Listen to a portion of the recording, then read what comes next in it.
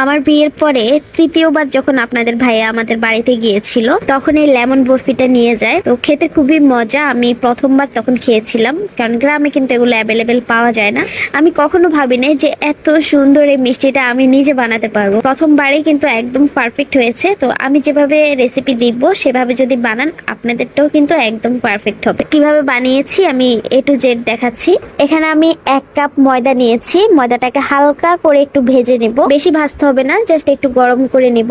গরম করে আমি এটাকে এক সাইডে রেখে দিয়েছি। আর এদিকে হচ্ছে আমি যেই কাপে হচ্ছে ময়দা দিয়েছি সেই কাপেরই 1 কাপ চিনি আর হাফ কাপ পানি নিয়েছি। তো এখানে কাপ বা বাটি আপনারা যেটাই নেন না কেন সবকিছু কিন্তু একই মেজারমেন্টে থাকবে। আপনি যদি 1 বাটি ময়দা নেন 1 বাটি আপনাকে চিনি দিতে হবে, 1 বাটি গুঁড়া দুধ দিতে হবে, ঠিক আছে? তো আমি এখানে মেপে নিয়েছিলাম 1 কাপ।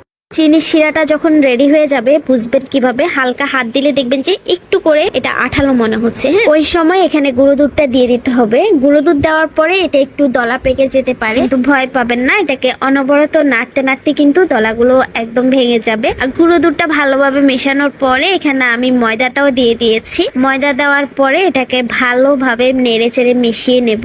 আর এর মধ্যে হচ্ছে আমি এখন 2 টেবিল চামচ ঘি দিয়েছি। এখানে কিন্তু কোনোভাবে তেল দেওয়া যাবে না, আপনি ঘি দিতে পারেন অথবা ডালডা দিতে পারেন। তো আমি ঘি দিয়েছি কারণ ঘিয়ের ঘ্রাণ আমার কাছে অনেক বেশি ভালো লাগে। এরপরে সবকিছু মিশিয়ে আমি এটাকে অনবরত নাড়তে থাকবো। আর চুলার জালটা কিন্তু একদম লো থাকতে হবে, না হলে পুড়ে যাবে। কিছুক্ষণ নাড়াচাড়া করলে দেখবেন যে ফ্যানের গা থেকে এটা ছুটে আসছে, তখনই বুঝবেন যে একদম খামিরটা রেডি। এবার আমি এটাকে ঢেলে 4টা বাটিতে আলাদা করে নিয়েছি, কারণ এখানে আমি এখন সৌন্দর্যের জন্য কালার মেশাবো। এখানে আমি 3টা কালার দিয়েছি, অরেঞ্জ, রেড আর হচ্ছে গ্রিন। আর এটা কিন্তু গরম গরমে আপনার যা করার করতে হবে, ঠান্ডা হয়ে গেলে কিন্তু শক্ত হয়ে যাবে। এবার এই ছোট ছোট ডো গুলোকে আমি লম্বা করে রোলের মতো করে দিচ্ছি।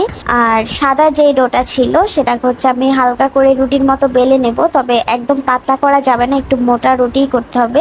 এরপরটা হচ্ছে আপনাকে দেখে নিতে হবে আমি কিভাবে করছি, বলে ওভাবে বুঝাইতে পারবো না। প্রথমে আমি লাল কালারটা দিয়েছি, তারপরে একটা ভাঁজ দিয়ে আবার দিলাম সবুজ কালার, তারপরে আবার দিলাম কমলা কালারটা। পরে আমি সবুজ কালারের আরেকটা রুটি বানিয়েছি, সেটার মধ্যে সবগুলোকে একসাথে দিয়ে ভাঁজ করে নিয়েছি। এভাবে রোলটা কমপ্লিট করে আমি এটাকে ফ্রিজের মধ্যে রেখে দিয়েছি প্রায় 2 ঘন্টার মতো। 2 ঘন্টা পরে কিন্তু এটা একদম সেট হয়ে গিয়েছে।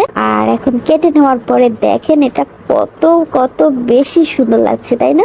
আর এটা খেতেও কিন্তু অসম্ভব মজা ছিল, বাচ্চারাও অনেক পছন্দ করেছে। আর আপনাদের ভাইয়া তো খেয়ে বলতেছে পুরাই দোকানের মতো হয়েছে, আর কিনে খেতে হবে না, এখন থেকে তুমি বানিয়ে খাওয়াবা। আপনাদের যদি রেসিপিটা ভালো লাগে অবশ্যই শেয়ার করবেন এবং বাসায় একবার হলেও ট্রাই করবেন। আল্লাহ হাফেজ।